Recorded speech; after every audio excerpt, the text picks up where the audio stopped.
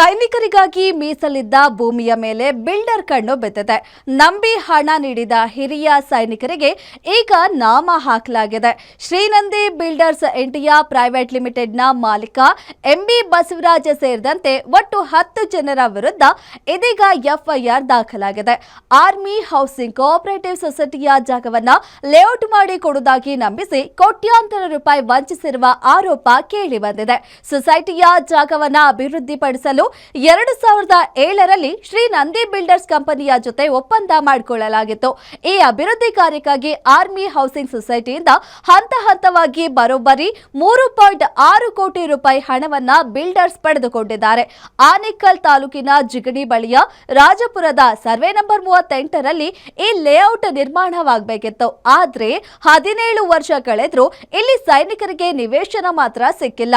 ಈ ಹಗರಣದಲ್ಲಿ ಬಿಲ್ಡರ್ ಜೊತೆಗೆ ಸೊಸೈಟಿಯ 5 ನಿರ್ದೇಶಕರು ಕೈ ಜೋಡಿಸಿರೋದು ವಿಪರ್ಯಾಸದ ಸಂಗತಿ. ಆರ್ಮಿ ಸೊಸೈಟಿಯ 123 ಸದಸ್ಯರು ತಮ್ಮ ಕಷ್ಟದ ದುಡಿಮೆಯ ಲಕ್ಷ ಹಣವನ್ನ ನಿವೇಶನಕ್ಕಾಗಿ ನೀಡಿದ್ರು.